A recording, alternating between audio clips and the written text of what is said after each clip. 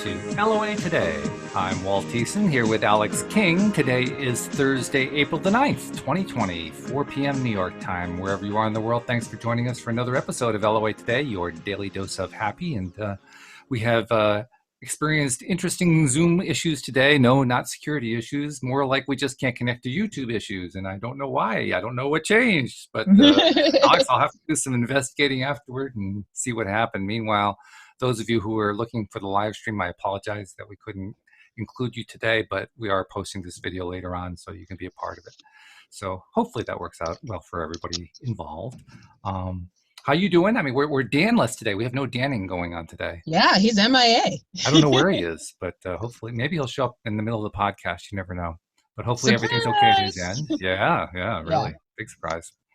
But I wanted to share with you some interesting news. Now, I have, over the last few days, been kind of moving away from any kind of coronavirus coverage because I wanted to make sure we were really focusing on good feeling stuff. But today I have to bend the rule a little bit. Okay. Because there's some really interesting news that has come out today that I want to share with people because it strikes me that it's really relevant to what we talk about here on LOA Today. Okay. Now, before I give any of this, I want to make sure I put out the appropriate medical disclaimer. We are not doctors. We are not giving or dispensing medical advice of any kind. Anything that you hear on here that leads you to wonder about changing any kind of regimen you have, make sure you check with your doctor first because we are not here to be your medical doctor. What we're here for in this particular case is to share with you some information that is now starting to permeate into the news and that I think is probably going to over the next few days, maybe get more and more coverage. But a fascinating thing has happened. It started, it started with a post by J.K. Rowling, of all people, the author of the Harry Potter books. Yeah. She posted a video because apparently, I guess she is dealing with the virus herself. Oh. And so she's been doing some research and so forth. Now I feel it's personal now. I think that's what that said, and I don't quote me on that. I don't want to start a big scare. Maybe she isn't really sick. You know, that's just kind of what I recall. I didn't get any impression that she was in danger or anything like that. But I just have this feeling that, from what I remember, she said she was looking into it for her own purposes. And when she found it, she ended up sharing it publicly because she thought it was going to be so useful. And I happen to agree with her after having seen it. It's a video of a doctor, I think based in New York or Boston, one or the other, who was giving advice on how to deal with breathing issues if you have a rather severe case of the virus. Oh. And this is actually a very important thing because, I mean, you'll recall if you've been paying, I know you haven't been paying any attention, so maybe I have to kind of clue you in. Yeah. One of the big issues that's been going on since this whole thing started was ventilators. Getting enough ventilators. So you knew about that part. Yeah, I knew about that. So getting enough ventilators. Yeah, right. You haven't been completely in the dark. So. No, I wish, but no. Wish, right. Yeah, I understand what you mean. But anyway, ventilators has been the big thing and lots of politics about it and so forth. Well, it turns out, sadly, that 80% of the people put on ventilators are dying. Yeah, I heard. And typically, with a ventilator. Now, ventilators are usually used in cases where people are in really severe conditions. So it's not surprising to hear that 40 to 50% on average die when they're on a ventilator, just because there are so many people in, they're in really serious condition. But when you start getting up to 80%, the doctors start taking notice and saying, well, wait a minute, maybe are we actually causing more problems than we're actually solving? And maybe it's because of the way ventilators work. Maybe it's the doctors are thinking maybe it's putting too much of a strain on the patients because the patients. What are we doing there? Sorry, that's the doctor call. Hold on, I'll be right back. Oh, okay. Well, you take the doctor call, and I'll talk about doctors for a second. But the doctors are speculating maybe it's putting too much strain on the lungs of the patients who are already very low on energy and struggling to survive. And perhaps they shouldn't be using that as a technique. So that's a question that's going to be discussed, I'm sure, in the news for quite some time. And we're not going to try to address that one. But it did raise the need. Okay, so what do you do instead? If you're a doctor, what are you advising people? And some doctors and nurses have been engaging in some very clever alternative approaches to dealing with breathing issues. Because apparently what happens with this virus is if you get into really critically ill situations, people just are getting almost no oxygen. Even to the degree they're able to breathe, they're just not getting enough oxygen into the body, and that's ultimately why they're dying. It turns out that a number of them, like I said, have been trying alternative therapies, and this particular doctor was putting out there the idea that if you use a lot of deep breathing techniques, you will end up with a better ability to absorb oxygen. And in fact, he demonstrated his technique on the video. Now, this is actually a video he had made for one of his patients. I think it may have been somebody J.K. Rowling knew. I'm not sure exactly how she got it. But he was demonstrating the technique, and it's a very simple technique. Essentially, you take, I think it's 5 or 6 very deep, long breaths in a row. You hold each one, and then you breathe it out. And then I think on the 6th cycle, you cough deliberately into your hands or into some protective thing so you're not spewing stuff all over the place. And then you lie on your stomach or on your front, and you breathe not as deeply, but more deeply than you normally would. And the reason you do it on your stomach is because most of your lung is on your back rather than on your front side. So you're basically taking even more stress off of the lung. So that was the particular technique this doctor was illustrating. There is a United States news correspondent who has the disease. He's actually the brother of New York Governor Andrew Cuomo. His name is Chris Cuomo. And he reported that his doctor had him doing something similar. It was a similar kind of breathing technique, not the same one, but it involved deep breathing. And the idea was if you give yourself the best opportunity to breathe deeply and to absorb as much oxygen as you can, you're going to make it that much more likely. It makes great deal of sense to me. Much more likely that you're going to be able to survive the severe period that patients often go through. So it got me thinking. Well, this is very similar to what we talk about when we talk about breathing techniques and meditation techniques, because what is one of the most important aspects of meditation? It's the breathing part, right? In fact, I think it was Louis de Souza on Monday who was talking about what he called, well, not just what he calls, what people call the 4-7-8 technique. That's the technique, I guess it's drawn from a particular version of yoga where you draw in a breath for a count of 4, you hold it for a count of 7, you discharge the breath for a count of 8, and then you start all over again. In other words, it's a slow, deliberate, deep breathing technique. And there are a lot of these techniques. There are a lot of different techniques that different yoga practitioners advocate, different meditation experts advocate, but bottom line is they all add up to the same thing. They add up to taking deep breaths in order to oxygenate the body completely. And there's nothing really new about this. This is all, it's been around for generations, this kind of thing. The reason I say it's relevant to us here is deep breathing is something that is a part of many life coaches regimens that they instruct their clients on. It's a part of what a lot of people do who are trying to help other people who have various medical issues. So breathing becomes a major part of it. And I see our friend Dan Mangina is logging in, so I'm going to see if I can help him. There he is. So sorry, guys. I completely lost track of time. Well, Completely lost track of time. Hey, better late than never. That's all I can say. Glad to have you. But actually, Alex is also dealing with, she took a call that came within the first minute, so I've been kind of talking on my own here. Not that I didn't have anything to talk about, because I actually do have something to talk about. Brilliant. But I'll clue you in on, what's that? I hope Alex is okay. Oh, yeah, she's fine. She's fine. But I'll clue you in on what I've been talking about. I don't know if you heard about it, but there is news that there are a couple of news items, one of which is really kind of taking hold in a large way among the coronavirus news followers, which is that the ventilators that have been the big deal for all this time are showing to actually be counterproductive. I thought so. In other words, 80% of the people who are on them are dying.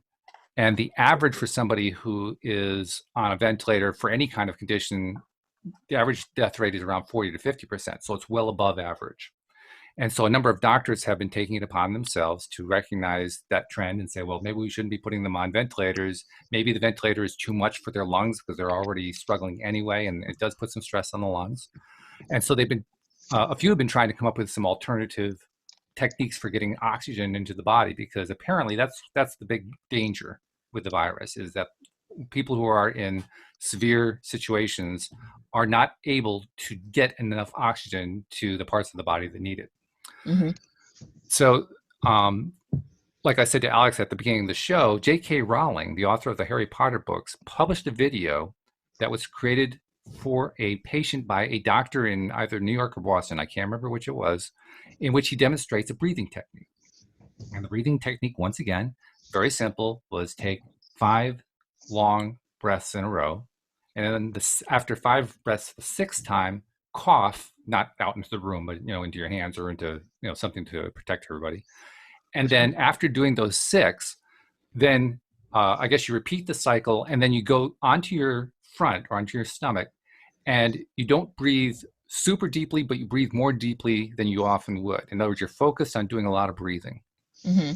And like I was also saying just before Dan came on, CNN news correspondent Chris Cuomo, the brother of New York Governor Andrew Cuomo, who has, and Chris has the disease, said his doctor had been telling him very much the same thing.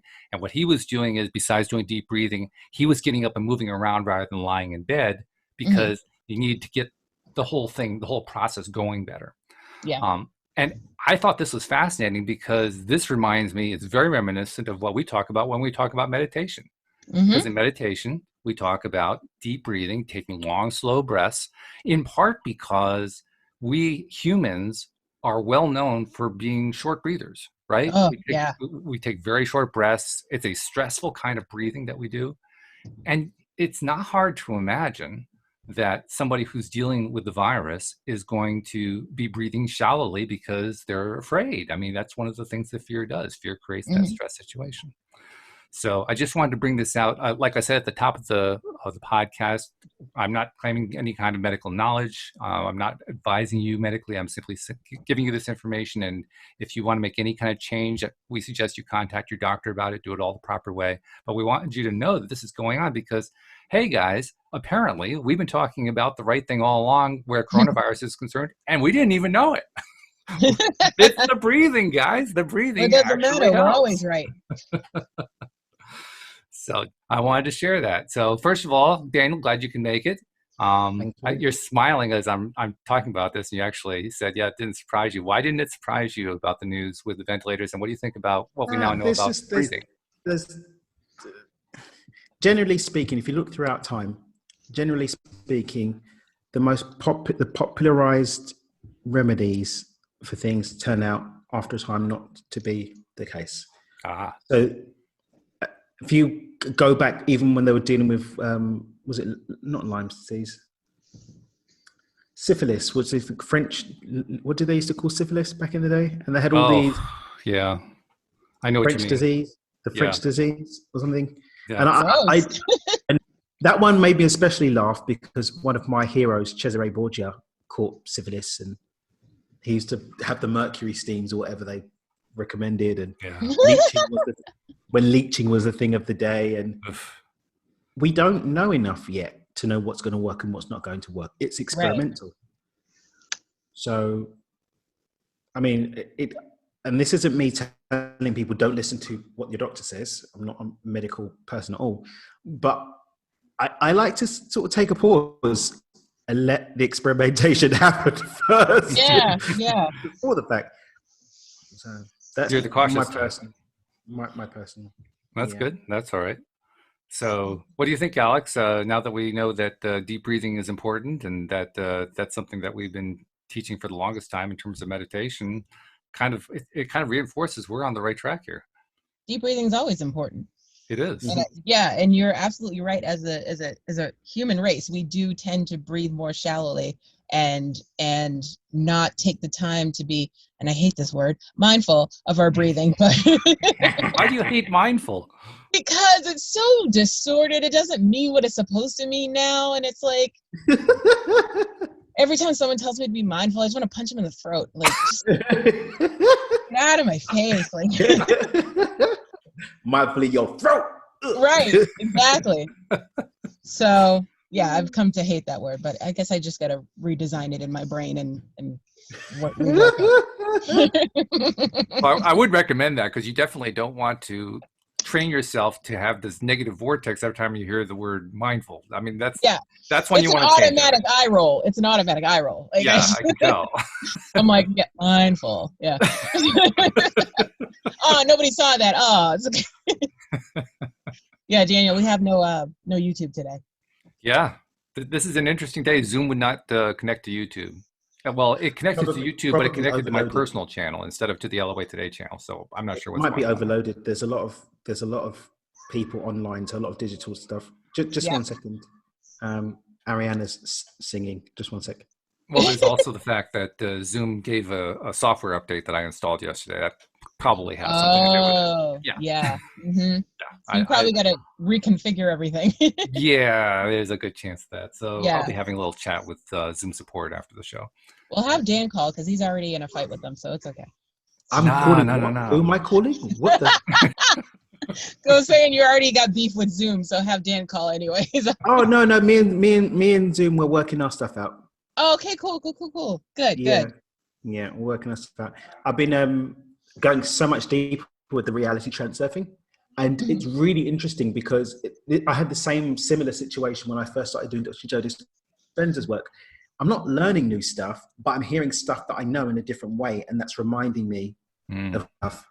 And one of the concepts is on mirror imaging, and Vadim Zeeland, who wrote and created the modality, wrote the book and created the modality, says, well, we have to really consciously give to life what we want, not the request of what we want. Mm-hmm. So every little pocket of my life that I'm giving frustration to, or I'm giving anger to, or I'm giving upset to, I'm actually creating the mirror image back to come back to me. Me wanting of them versus me looking for opportunities in my life where I can give that to others and cutting the energy to those things. So even down to, I sent someone some money and it didn't have his middle name, but Western Union says optional on the middle name. He went to go and collect and they were like, sorry, you haven't got your middle name on here. We can't give you the money. And so he said, oh, it's just a simple thing. And then I went on the website and the website's like, oh, would you like to edit a name of a sender? Yes. I added the middle name. Sorry, too many changes. What do you mean too many changes? I've added the middle name. And I felt the frustration start to build up inside of me, but I realized this situation wasn't going to change in my favor if I continue to project this frustration versus dropping in, changing my breathing. I did some ho'oponopono, took a breath, went on the chat. And as I went on the chat, I visualized then everything being worked out, everything being cool and relaxed into certainty that it's going to be okay. And the person was even like, hey, thanks for your patience and being really, really polite. And I was giving him that, I'm so grateful for you, blah, blah, blah. Everything was sorted out in a couple of minutes versus what I wanted to do, which was to get on the phone to Western Union and be like, your website is stupid. And instead I just switched it up, and that switching up just created a lovely flow. My friends got the money that I sent over. Everything is groovy, lovely, and wonderful. Nice. But I know that is because I chose the energy that I put into the situation from the beginning. And so with Zoom, guys, am I happy with all of your changes? Not necessarily, but I'm not going to give it energy that I don't want. Absolutely. I completely concur. I think you do too, Alex. Yeah, and we've all had those experiences, right? Dealing with usually a call center, right? The call center is usually the beginning of the conversation where you tell the story about how you had one of two routes to take. It was either I was going to go ballistic or I was going to be mindful, to use the horrible word, and say, you know what? It's going to work itself out. It's all going to work itself out. And when you take that second route, guess what? It works out. How about that? We could call it kindful instead of mindful, Alex. I like that better, actually. Kindful's nice. Kindful, yes. I like that. Hashtag. A new hashtag has been born. If I knew how to spell today, oh my God. I mean, I had the same thing also yesterday. I had one of my other businesses, one of the introducers basically gave us a client that's been very, very difficult and basically trying to think versus just following instructions and causing delays. Mm. And then I started to go into this whole thing, like we got an email from someone. I started to get all this stuff in my head, like, oh my God, that's going to make this delay, and that person's going to be talking to me like that. This is why I left this business in the first place, and blah, blah, blah. And there was like, or hear me out. so I went to do I was like, I'm going to send the voice. And as I was doing the voice, I noticed myself just dropping in and be like, it would be really, really good if you could just have a word with them and invite them to just follow the instructions. I said, what the dickens? Just get them to do it that way, blah, blah, blah. And, even taking a pause, because sometimes you're just not in a space to have a polite conversation. Take a break from it or ask someone else to say it for you. Yeah. So, yeah, it's a good time to walk away and take a 5-minute break. I call that a dishwashing break because that's my thing to do. If I just need to get away from something, I'll go wash some dishes. I know that sounds You strange. and my mom love to wash don't tell some Olga dishes. that one, please. Don't tell Olga that one, please, because she'll be like, Daniel, you look stressed. Why don't you go to the kitchen? Yeah, that's against my rules. I don't do dishes. Let's just say this is not this is another case where I am not dishing any official medical advice or anything like that. I'm not saying you should go do dishes. I'm just saying this is Just what I find do. what works for you and take a 5-minute break. That's right. Exactly. I had a similar issue with Comcast earlier this week. Another call center. My bill had shot up $100, and I was like, I'm sorry, what? So I called them, of course, as I'm in the mindset that if I throw a bitch fit, everything goes my way. So I'm going to call them and I'm going to throw a bitch fit, and they're going to be like, oh, okay, hold on. We're sorry. You've been with us since 2008. Have anything you want. And it didn't go that way. They were like, nope, there's nothing we can do. Bye. And I was like, oh. So I took a break, called back the next day. Like the thought came to me. I was like, maybe they can do this and maybe they can do that. So I took a break and I was like, hey, can you guys do this for me? And they were like, we can do you one better. And then they fixed it. And I was like, thank you. Well, you also experienced firsthand the benefit of the tone down. Yeah. Yep. I definitely did. Which is good. Yeah. Tone it down. Tone it down. Absolutely. I can dance some Heart's Desire today. There's no risk of anybody seeing it. Well, there actually is some risk because I'll be posting the video on YouTube that I'm recording, even though we can't actually live stream it. So just giving you a little fair warning, a little heads up. There will be video. I just can't say who's going to be on screen because Zoom still controls that, That's all right, Zoom. I see you in your green yellow box. We're on to you and your shenanigans. Yes. He's got the evil laugh out. Here we go. In other news, I'm reading Rashid's book at the moment. I'm really enjoying it. Oh, I was actually going to contact Rashid, but then I had to talk to my psychiatrist because I think there's something about my AVM that prevents me from being able to do hypnotherapy. But I am interested, so I want to see how it goes. Because he was interested in talking about my agoraphobia and seeing what we can do with that. So emails will be sent. But yeah, for those who are wondering, Rashid Edwards was on the show with us last week. That's who we're talking about. So yeah, that show, very cool that's who we're talking about. Yeah. Pop back and check out last week's show because it was a good one. It was. It was great. Yeah, I loved having him on. The thing I loved about him is, well, first of all, he is the consummate professional. He's very careful about what he says. Yeah. Notice that even the way he words things. Even his book's the same. His book's the same. Is it? Is it? Yeah. It's like, it's like, I make sure that you don't think that where it's someone else's idea. I say like, he's very clear in creating those boundaries and having real clarity. I'm enjoying it. I will finish by Sunday and get a review up. Yeah, nice. Well, give us a review next week. I mean, we want to find out. Tell us what you think of the book when you're done with it and what you got out of it. Yeah, we'll do indeed. Is it on Audible? Because I'm a lazy reader. I like being read to. I don't like to read myself. Which is weird because as a kid, I used to love reading. I don't recall seeing Audible. Maybe that's a suggestion for you to bring into his world. Facts. Something to think about. Adding value to others and having value come back to us, creating value vacuums in the world. Ooh, I like that. Value vacuums. That's Have very I good. never spoken to you about my value vacuums concept before? Not in No. detail. Tell us about the concept in more detail. Value vacuums are really cool. It's a way of crossing over basically good karma and the law of attraction. So obviously we attract what we are. Mm. So what we do with the value vacuum is we create more space for more things to be attracted into our experience, because the universe keeps things in perfect balance.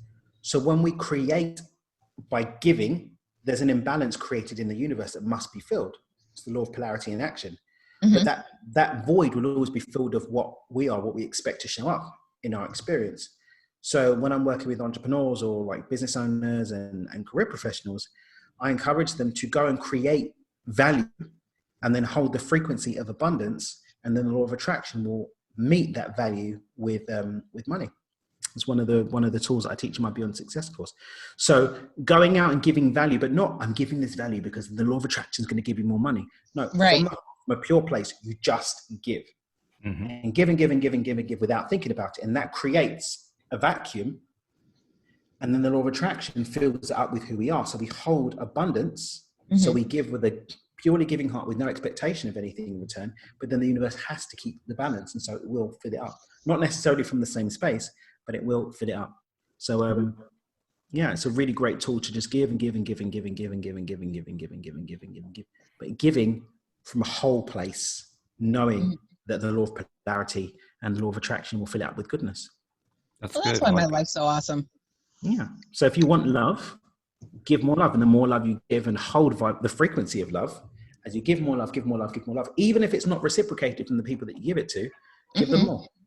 If they don't respond, give them more. If they ignore, give it more. This isn't a call to be a stalker, but give love. And the law of attraction will call more love into your experience. So people, for example, that are looking for a loving partner, rather than looking for what you don't have, find opportunities to give love. Not necessarily to a loving partner, but maybe give love to a family member, give love to yourself, give love to the plants, give love to humanity, go and be of service. Lovingly in the heart and hold the frequency and certainty of love, and then the law of polarity will fill it up. It's a great way to supercharge. If you've got a business, use this to supercharge. It's crazy how it works. We've had some ridiculous results with this concept. It's really good. And I like the fact that you combine it with what I call not keeping score. That's my way of describing, not getting involved in tracking to see, well, did it show up yet? Yeah. That's lack mentality. That's like death right there. Waiting Right. for It's like I donated to 4 charities this month and I haven't seen a dime. Yeah. Yeah. Well, you've done it from lack, and so what you're going to get is more lack, because we don't get what we get who we are. I had someone who came to. She did my challenge was it last week? I did my challenge. Where I did the last challenge, she did the challenge, and I actually met her at a workshop I did a couple of years ago down in Florida, and she was really upset. She sent me a very upset message today. Because I did all my work, I held the frequency, I did this and I did that and I did that. And now I've ended up with this quality in the person that I was with when I thought I'd done everything right. Mm-hmm. And, she does a lot of work, of, spiritual work. So I could be a bit more firm with her. But I was like, but we don't get what we consciously want. We get what we unconsciously are. Yeah. So the sad fact is that you say you wanted this, this, and this, but at a real level, what was really desired was what's shown up, because we never fail in what we receive. We always receive an exact reflection of where we are as a frequency. Mm-hmm. And so in that instance, saying to her, go back to basics and go back to the blue, because that's what's going to happen. So if you're in love with the idea of being in love, that's all very well and good. But if your actual patterning, your actual frequency is lack, keeping score, looking for when it's going to show up, asking questions about when it's going to happen. All of those are reflective at a deep level: doubt, fear, lack, all of these things that are basically going to give you the exact opposite or nothing at all. Mm-hmm. I think it's true. In fact, there was a post on Facebook that it was a meme somebody had shared. I can't remember what the details of the meme were, but what it amounted to was that your words are what are most important. And I looked at the thing and I said to myself, I think this person's actually missing the boat here. And so I posted, words are fine, but words can be misleading to what you're actually feeling. So if you are saying the words, I love everybody, but you're saying, I love everybody. I mean, the universe knows which one is which. This is not a difficult thing. Nice try, Sonny Jim. Yeah, Cheers. right. Was that what film? What film was it? Guardians of the Galaxy. Mm. When he's like, well, Rocco, was it Rocco when they were Guardians of the Galaxy 2 when they were in front of the Eternals, and Rocco was like, "I didn't steal the thing." Oh yeah. With the wink. But he's winked in front of everybody. Yeah. Oh, yeah, we didn't do that. The whole room saw you wink. Oh, yeah, definitely. That's exactly what we're doing with the universe. I love everybody. It's like, I see you, bro. Yeah, exactly. Now, it's true that if your words are in alignment with the feeling, sure, the words are going to be very powerful in that case, because now you're in alignment. One agrees with the other. You're not fighting yourself. Yeah. But if you're fighting yourself, that's kind of like the thing that a lot of people in LOA circles will do, because there's this thing about not wanting to ever say anything negative, right? So people who are feeling, they're feeling really uncomfortable about something, but they'll find just the right way to say it that is politically correct. They're gritting their teeth. I'm so happy that this cataclysmic failure is another opportunity for me to be grateful for life.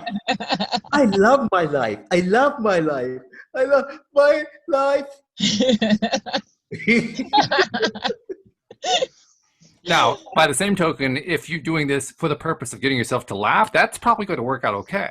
Probably. Yeah, definitely. But that laughter disrupts. But, once the laughter's finished, you're going to go back to default. So are you channeling that laughter? And from in that space that you created, imprinting a new program? And if not, then as soon as you finish laughing, great laughing with you. I see you, bro. Yeah. To which I replied, darn, I can't get away with anything. The camera. I can't get away with anything. No, you can't.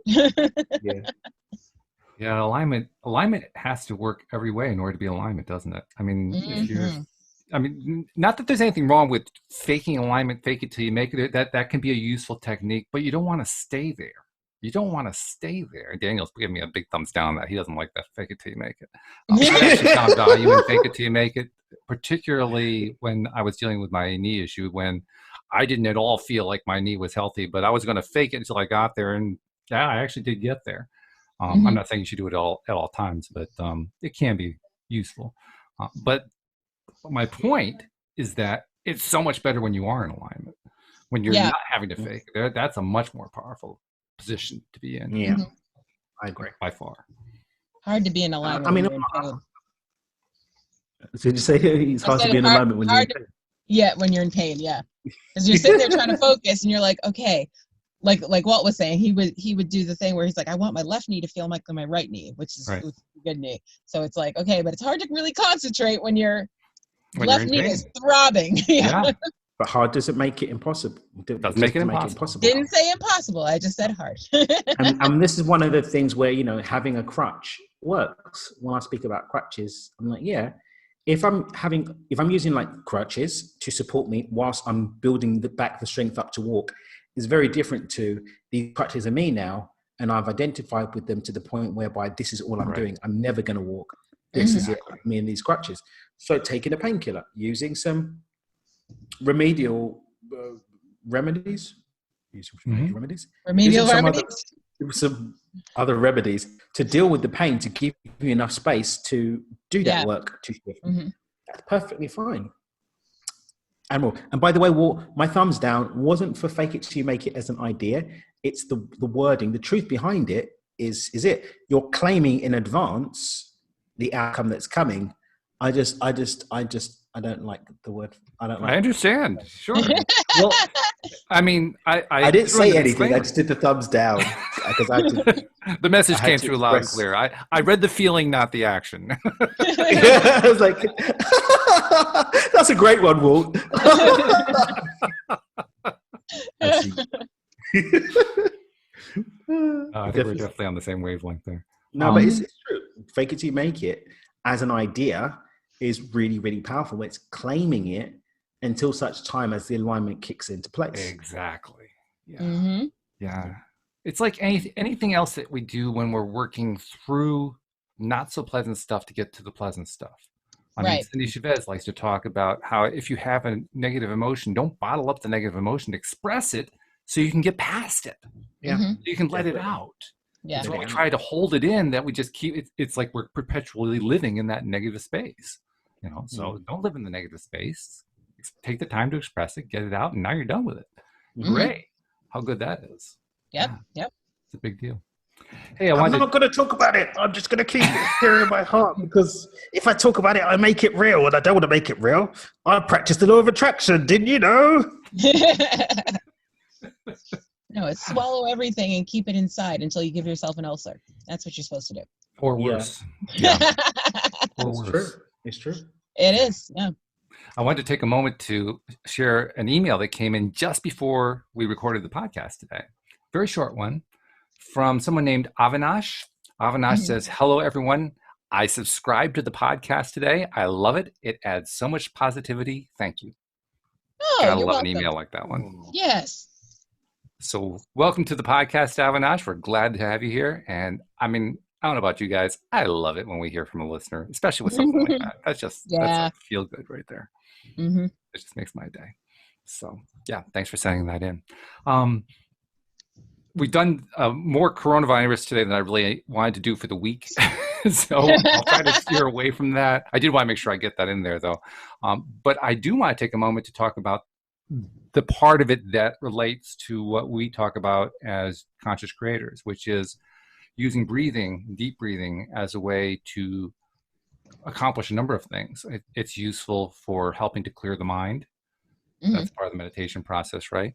It is physically healthy because it's like Louis de Souza likes to say. Louis tells a great little story about his own evolution getting to the point where he learned about law of attraction. The first part of his story is that he was, I think he had asthma. He had a series of detrimental physical ailments that he was dealing with. And so he was doing all this research and so forth. And he realized what he was eating, what he was taking into his body was really, really important. So he started learning all about foods that you take in and what they do to the body and so forth. And he was studying and learning. And then he came upon a teacher who said to him, well, there is something that you take in more frequently than food, and that makes it more important. And that's liquid, water. You take in water more than you do food, so water is actually more important. So then he started doing this whole thing with water and learning about water and, you know, learning all the benefits of it and learning, you know, why you have to keep yourself hydrated and so forth. And then he ran into a teacher that said, well, there's something else that if you went without it longer than you do with water, you would die, and that's breathing. Wow. If you don't breathe, you're not going to, I mean, breathing is actually more important than the water or the food you take in. So he started learning all about breathing, and then he ran to Abraham Hicks and Abraham Hicks says, well, there's one thing that's even more important than breathing, and that's what you think. So that was his progression: what you take in food, what you take in water, what you take in through breathing, and what you take in through thinking. And I love the progression. But the third step there is what we're talking about. Breathing matters. You know, breathing makes it, first of all, breathing makes it a lot easier to do the thinking. True. You know, if your breath is shallow, it's really hard to focus on anything that you really like and want, because all you can focus on is, oh God, I feel miserable. Right? Yeah. And I mean, breathing activates. There's more DMT produced in the lungs, I think, any even what are the psychedelic drugs. So you can actually produce such a beautiful sense of euphoria just from different breathwork techniques and so on and so forth. So even changing your emotional state is much easier to do with the breath. So freedom from stuck states, breath is great. One of my go-tos, especially when I'm feeling really down and starting to slip towards depression, is to go to my breathing, because no matter how funky I feel, even if I can't get out of bed at that time, I can always change my breathing. And the breathing sometimes is just what I need to be able to sit up straight. And then when I can sit up straight, maybe I can start to feel into the breath and be at one with the breath. And maybe that can give me enough space to start thinking about things to be grateful for, and then start to create a bit more space. But breath for me is always the go-to. When I get really, really stuck in a deep energy trap, changing the breath, always a great one. Always a great one for me. And you used a very interesting phrase there, an energy trap. Yes. You called it specifically, well, energy. I don't know if you've used that particular phrase, but Wow. I love the phrase because it uses the word energy. And energy, I mean, it wasn't even part of Louis' progression, although I'm sure he would agree that it's included in there. But energy, I mean, what's the phrase that we use to describe the stuff that makes the universe? We call it source energy. Yep. Energy. I mean, energy is essential. It's without energy, thought probably wouldn't do a whole lot. To be perfectly honest, you got to have the energy in order to have the thought accomplishing it. Of course, on the other hand, we could probably say that thought created the energy, but that becomes a chicken or egg scenario. What came first? We could We'll be say here that all day. thought is a form of energy. Thought has its own energy. This is true. Yeah. Yeah. I personally subscribe to the agreement that everything, absolutely everything in the universe is energy. What we call spirit is just energy, but the the consciousness behind energy, I believe energy has consciousness to it. That's my personal belief. The spirit, divine, even what we call God, I believe it's all pervasive energy. It's the thing that's been demonstrated scientifically to be everywhere in everything, even in the empty space. It is energy. It's just energy that we can't see because of the form that it's in. And so everything comes down to energy. I agree with you completely. So this raises an interesting question. What is the relationship between deep breathing and energy? Because clearly they're two of the most essential things that we have. I believe that the breath is a gateway to claiming energy to take new form. The same way that thought is, and breathing is another doorway to it. Just like the food that we eat, depending on your belief systems, also is another doorway. Drinking more water is another way. We know that this water, I mean, we're 70% water. Something 70%. Like that. Yep. Yeah. So 70% of us as a living organism is made up of water. And so the energy of water makes up a big part of who we are. So we should probably take care of the levels that we have. No so kidding. Thinking, breathing, whatever it is, it's just a gateway to calling energy into a different form. And that different form gives us a different state of being. And that different state of being allows us to access new outcomes, whether it's more health, whether it's just being sane, whether it's coming out of depression, whether it's being joyful. These are just us as a combination of energy in a different expression. And breath is almost a combination lock to changing that expression. Yep, absolutely true. So that starts to make me think about something that you teach, which is similar to something that Abraham Hicks teaches. You call it, of course, the term's going to go right in my head. What do you call it? Micro-shifting. Yeah. Abraham Hicks calls it reaching for a better feeling. And what it amounts to is, you're in place X, wherever X is, somewhere on that guidance scale. Maybe you're at depression, maybe you're at fear, maybe you're at joy, maybe you're at, it doesn't matter where you are, but you don't try to go necessarily to the highest level of the scale. You just try to reach for something that's a little bit better. That's that micro shift thing. Minimum deliverables. What is one thing that I know I can do? Right. Regardless of the resistance I'm facing, what's the step that I know I can make without failure? Right. And reach for it.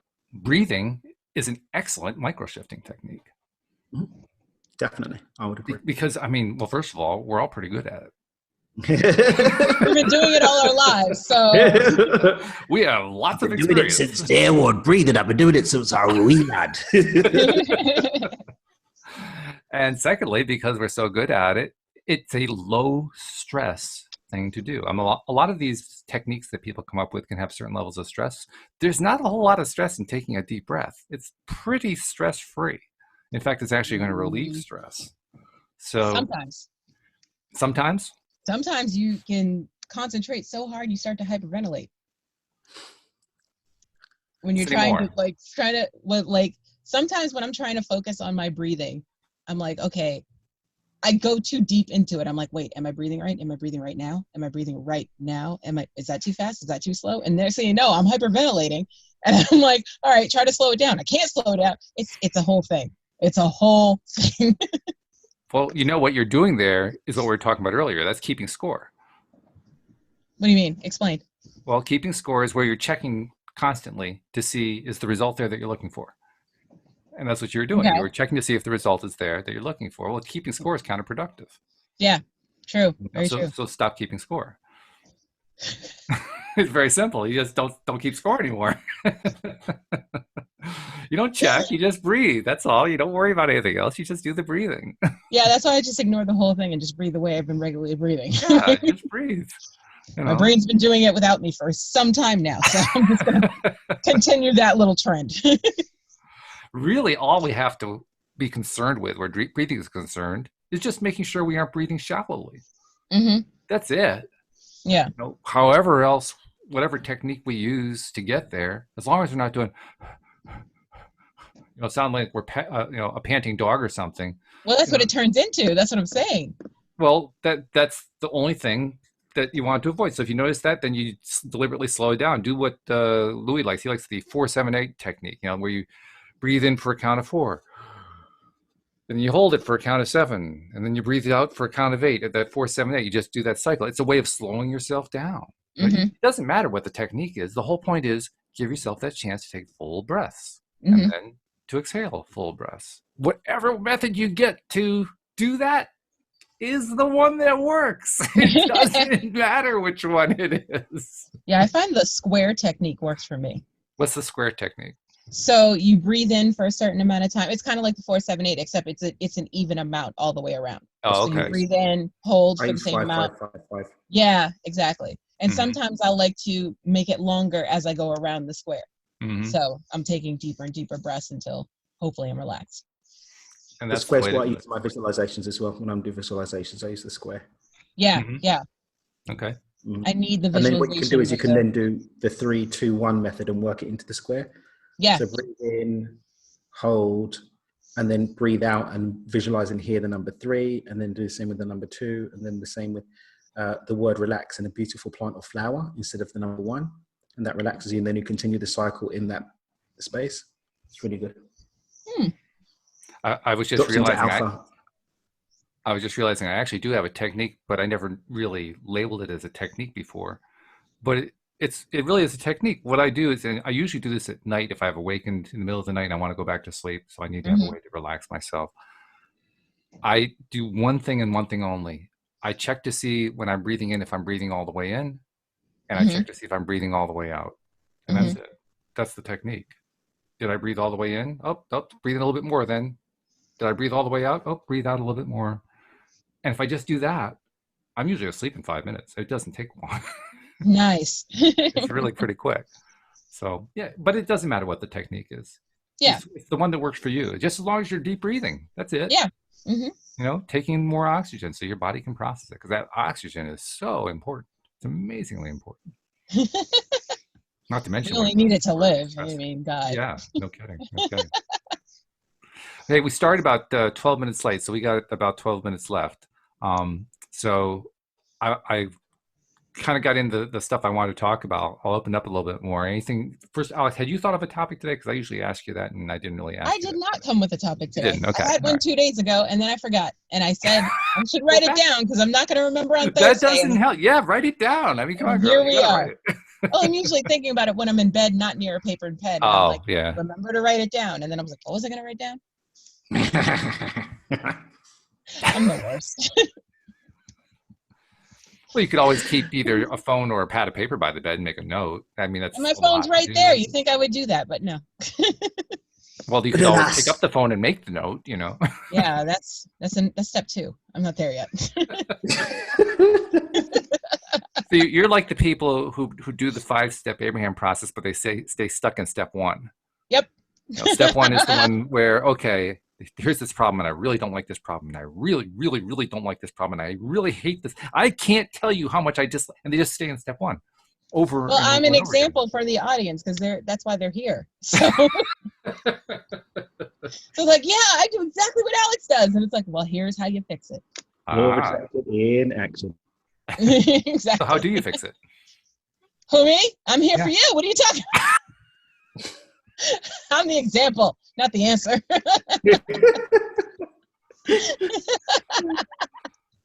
I'm sorry, I didn't realize we had our roles here. I forgot. God. No, your job, I forgot, is to wear the unicorn headphones and have them flash at us and have beautiful purple hair and so forth. So yeah, I forgot. Yes, exactly. Oh yeah, doing my job. Yeah. But just on the off chance that maybe you were going to do something about it, what would you do? Probably listen more and actually do the stuff that I say I'm supposed to do. Now that's revolutionary. I know, right? Shocking. That is revolutionary. Crazy. I mean, follow through. Yeah, I know. That's crazy. Wow. Correct. Daniel, tell the audience what would happen if all of your coaching clients always followed through. Me? Well, you're the Daniel. Yeah, you're the one I was talking to. I'm just like me to have such a blessing in my life that everybody followed through. Now, well, I drop all the clients that don't follow through. I refund them. I'm not joking. I refund them. I hear you. Because if they're not going to do the work, what's the point? Yeah, well, if exactly. they're not going to do the work, if they're ready for the change, then they'll do the work because we're perfect execution machines. So if you're not following through with the work, then it's indicative of the fact that you don't really want the change. And ain't nobody got time for that. Facts. It's not my job to drag anyone along. And if this is what you really want, you are welcome to it. I won't be witnessing it. Bye, Felicia. Have you figured out why people don't want the change? Because they're at some level happy where they are. What they're getting is what they truly desire until they're really committed enough consciously to do the work to shift. I mean, change, I think sometimes we lose sight of just how big a thing we're demanding of ourselves when we're looking at change. You know, I'd like to get in a relationship. No, you're going to have to become a completely different person who is aligned with healthy, successful relationships. Completely unknowing and then re-knowing who you are. Change is not this light-hearted thing that we think of. Some people probably be better off gritting and bearing what they're doing and just sucking it up. This is not the easy path. Change is not the easy path. Undoing decades sometimes of programming and patterns. You have to really, really, really want it.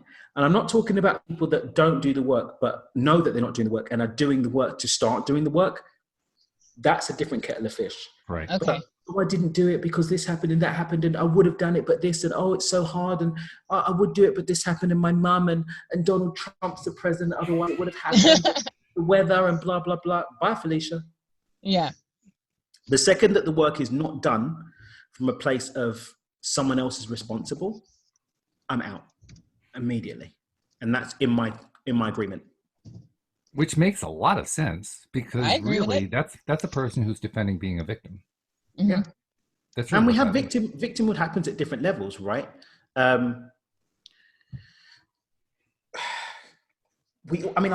been uncovering secret victim stuff in my life, even as recently as 2 days ago. Sure. Even this morning, I had one. I did a guest on my friends are doing a weekly free coaching thing, and I was a guest coach today. Really, really great, actually. How to the Take Back Control of Your Life series. It's really, really great stuff. And there was something that happened on the show, and I was like, I felt the victim thing coming up, and I just got back into my heart. I did some Ho'oponopono, realigned myself, chose what I wanted to experience, and the whole thing transmuted from there.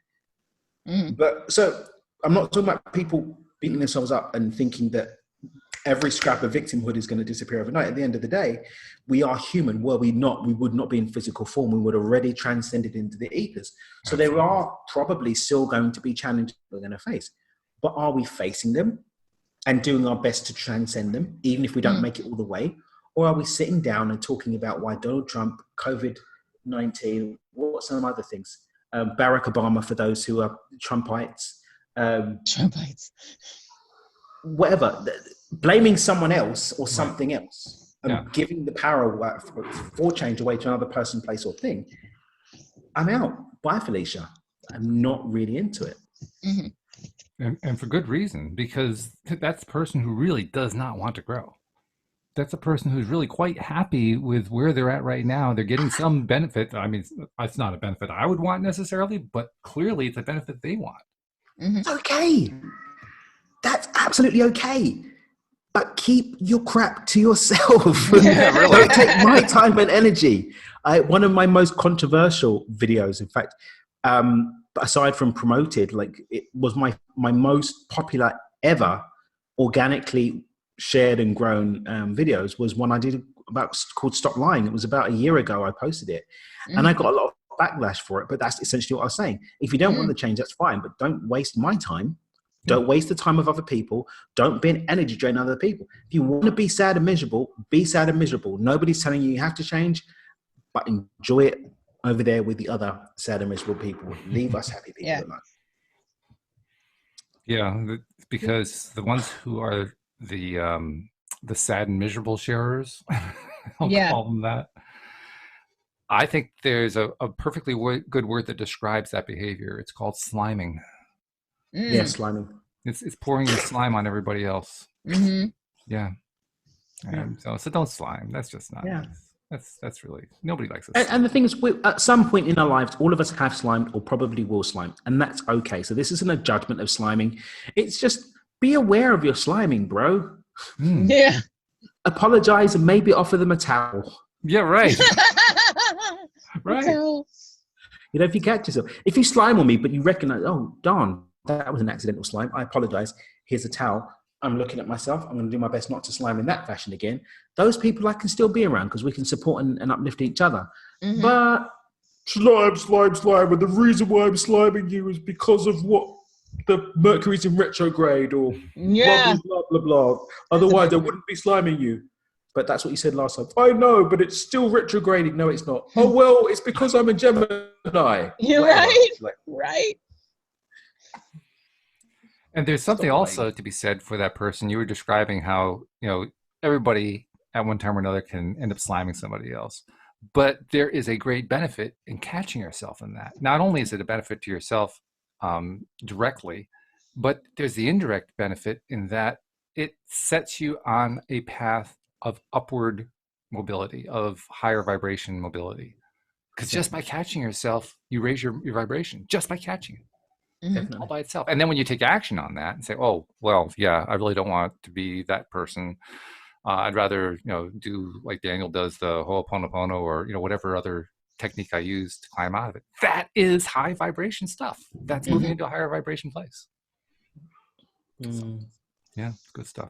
Anyway, a couple minutes left. I want to make sure we do our promotional messages, which are high vibrational, and we want to include everybody in them. So if you're not yet subscribed to the podcast, be sure to become a subscriber. Very simple to do. You go to loatoday.net website, and at the top of the page, you get instructions on how to do it. And we also, on those days when Zoom is actually allowing us to live stream to YouTube, we want you to be watching us on YouTube. So just for the sake of discussion, Alex, assuming that we actually get that ironed out, which we will, so that we can live stream to YouTube, how do they subscribe to us on YouTube? Okay, well, usually you go to your YouTube app, search LOA Today podcast videos, and once you see our smiling faces, click down below at the red subscribe button, and next to the red subscribe button, there's a silver bell. Make sure you click all so you'll always be notified when we're live. It's just that simple. So good stuff. This is an unusual podcast today. I mean, Daniel couldn't make it on at the top of the hour. We started the show and you had to immediately take a call from your doctor. But I'm going on talking about what doctors in general are saying about breathing, which ties into this whole show we do on breathing and the importance of breathing. Unusual? Yeah. We had a rough start, but we polished off nicely. But it fit. Yeah. The whole thing fit together. It did. It was pretty wild. So well done, guys. That's all I can say. I mean, somehow we managed to take a situation that, Daniel, earlier you were talking about like call centers and how you can just, start hammering on people and then you stop yourself and say, well, that's not going to actually get the result that we wanted. Well, it's also not being that much of a nice human either. So yeah, that's right. Yeah. I mean, we could have gone ballistic over the fact that Zoom wasn't working properly and that we couldn't get to YouTube properly, but we didn't. We just went, okay, well, catch you next time. Not much we could do with that one. So good stuff. Good on us for doing all that. So thank you guys very much. Thank you especially to our podcast listeners as well. We'll see you all next time here on LOA Today. Bye, everybody.